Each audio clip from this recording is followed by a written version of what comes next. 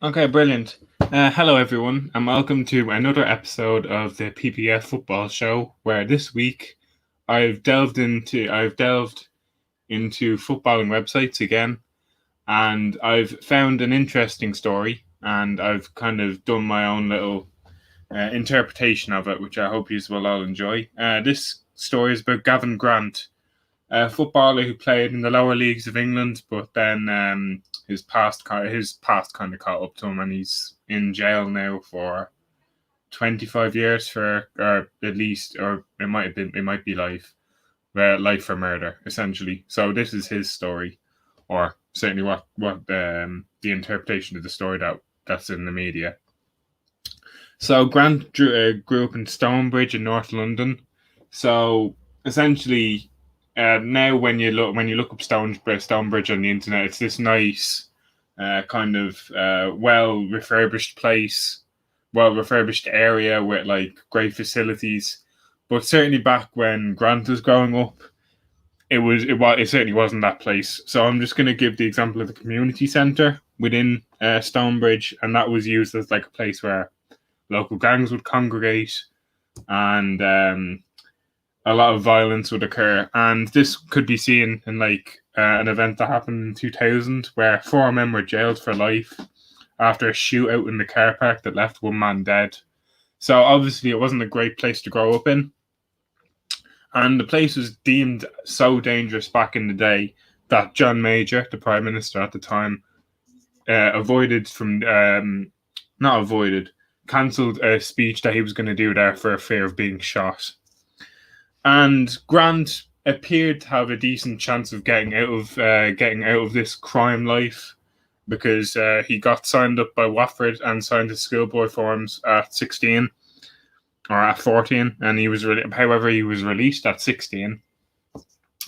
And unfortunately, not unfortunately, in fact, he got picked up by Tooting and Mitcham, which is a non-league team, who are also quite famous for getting Michael Antonio into, at least helping him get into professional football as well. So at least they have a decent pedigree. And there were good reports from him at the time. He was at training on time. He took criticism well from coaches, and no one was really aware of the double life that he was actually living at the time. So in May 2004, the gang that he was a part of, like say his gang of friends or whatever, they suspected a rival by the name of Leon Labastide, who to be involved in stealing about £20,000 of drug money from one of Grant's friends. And the next day, they found Labastide was found outside his mother's house talking on the phone, and he was 21 at the time. So what his friends decided to do, which is obviously as you can imagine, they were quite angry. So what they did was they shot him in the back 6 times. Well, 3 gunmen shot him in the back 6 times, and they left him for dead. Grant, who was 19 at the time, was who in the court case that will follow was like the witnesses said that they heard him boasting about the murder. So obviously, he's starting to get into muddy waters now, which is obviously not good for him, but it'll soon catch up to him, as you'll see in the story.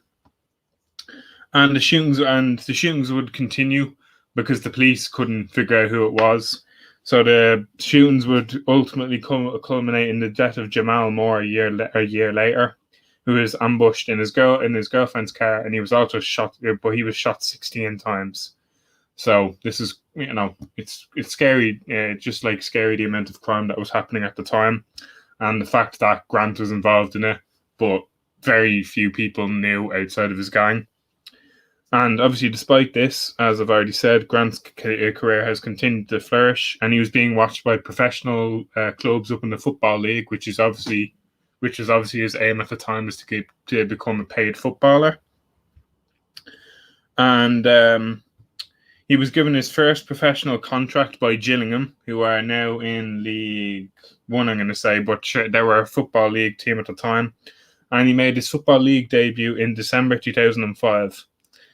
And he stayed with them for the season, But Millwall were also keeping tabs on him. Millwall were also in London, so that made it quite attractive for Grant at the time. So he moved to them in the following summer. But also at the time, the police charged Grant with conspiracy to murder, and he was released on bail. But despite the charges, he continued to train at Millwall, and he actually went on loan to Grays Athletic, another non-league team. And the electronic ankle tag essentially didn't really stop him from doing well there. And he did well at Grays Athletic essentially, and he was doing well there. And he vanished one weekend for no apparent reason.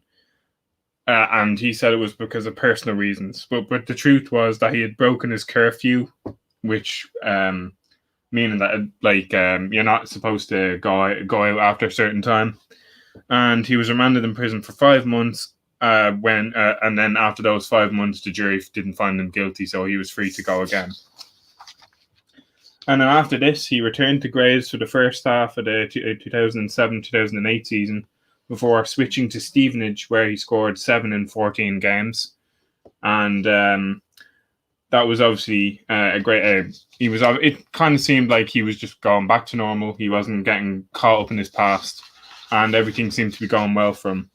But what Grant didn't realise was that he was going to be turned in by one of his own friends, and his luck was about to run out.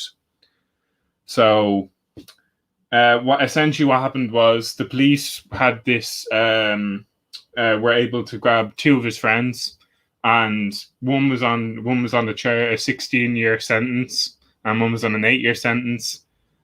One was on another sentence, and they both decided to cooperate with the police, and in return, the police would have their sentences.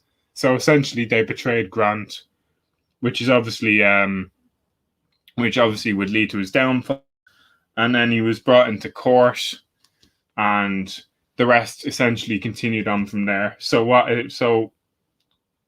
essentially happened was, it's just one of these examples of a very bright career that was just ended very abruptly, and it's obviously a very sad story.